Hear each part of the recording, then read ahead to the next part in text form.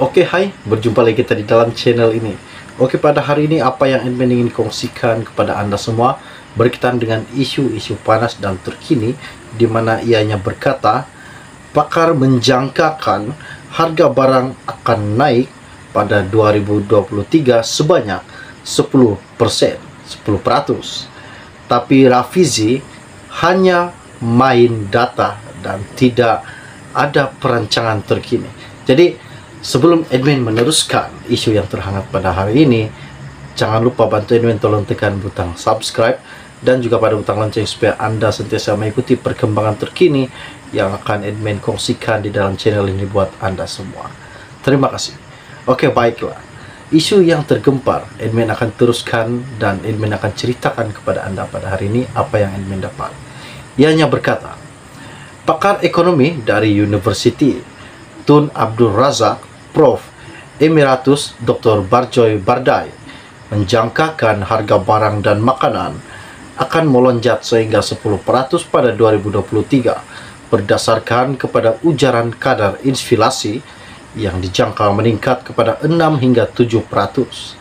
Ini karena menurut data Jabatan Perangkaan, harga makanan dan minuman pada November meningkat pada kadar 7,3% berbanding 7,1% bulan sebelumnya. Dengan kadar inflasi pada 4% disebabkan kenaikan harga makanan terutama berasaskan ayam dan tepung. Bank Negara Malaysia BNM pula memaklumkan inflasi dijangka kekal tinggi 2023 berikutan tekanan permintaan dan kos harga komoditi global akibat konflik di Ukraine dan gangguan bekalan berlarutan yang ketika ini ditangani oleh kawalan harga dan subsidi. Sementara Kementerian Ekonomi diterajui Timbalan Presiden PKR Rafizi Ramli hanya berjanji untuk membangunkan ekosistem berasaskan data-data harga dari seluruh negara untuk menyuntik keanjalan harga dan bekalan sebagai salah satu usaha mengawal inflasi di masa akan datang. Tidak ada apa yang dirancangkan oleh Rafizi untuk membantu rakyat yang bakal berdepan masalah ekonomi pada tahun 2023 ini. Sebaliknya, dia hanya meminta rakyat tidak membeli barang jika mahal, termasuk mengurangkan makan ayam. Namun, jika harga barang dan inflasi terus meningkat, ia akan memberi kesan besar kepada pengguna terutama golongan B40 yang mempunyai pendapatan kurang daripada RM2.000 sebulan. Dr.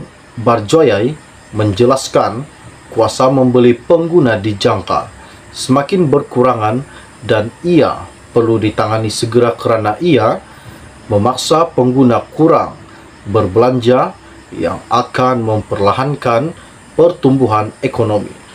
Menurut beliau, ia boleh ditangani dengan memperkenalkan bantuan kewangan kepada golongan yang terkesan sebagai langkah jangka pendek menghadapi peningkatan harga dan inflasi.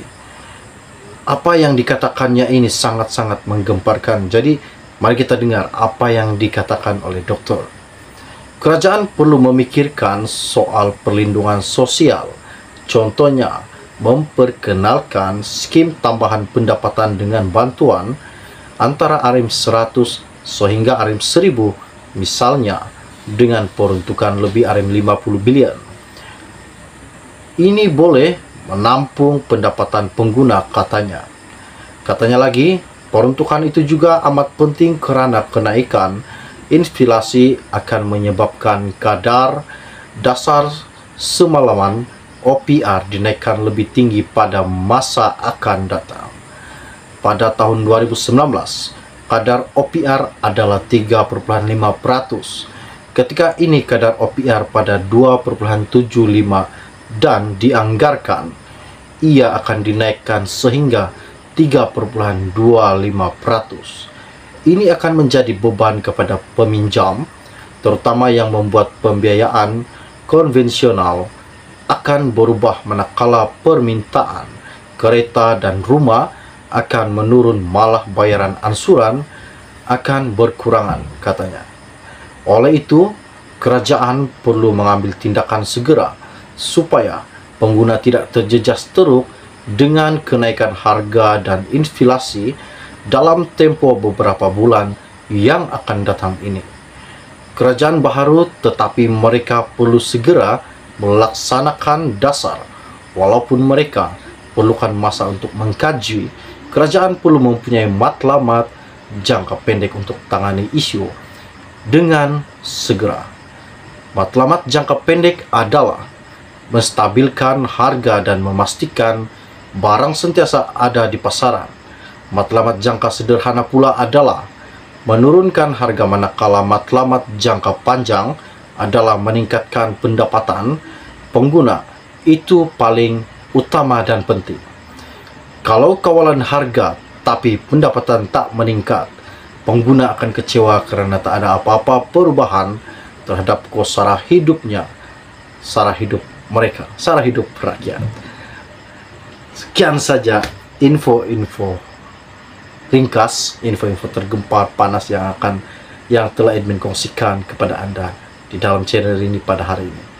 Jadi sekiranya channel ini memberi manfaat bagi Anda semua berkaitan dengan info-info panas, terkini, tergempar dan meletup bagi Anda semua, bantu admin tolong war-warkan video ini, sharekan kepada rakan-rakan maupun keluarga yang terdekat dengan Anda.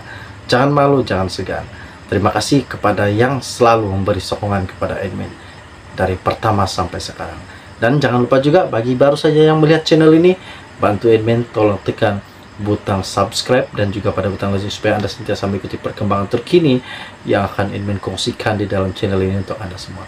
Setakat itu saja info ringkas, info-info panas, info-info rasmi dari admin pada hari ini untuk Anda semua. Salam jumpa dalam salam kenal. Bye-bye. Oke, hai, berjumpa lagi kita di dalam channel ini. Oke, pada hari ini seperti mana yang akan admin kongsikan kepada Anda, tidak lain tidak bukan memanglah isu-isu yang tergempar dan panas yang terhangat pada masa kini, di mana isu ini baru saja admin dapat. Jadi kiranya sebelum admin meneruskan, admin minta bantu admin tolong tekan butang subscribe dan juga pada butang lonceng supaya Anda sentiasa mengikuti perkembangan-perkembangan terkini yang akan admin kongsikan di dalam channel ini buat Anda semua. Terima kasih.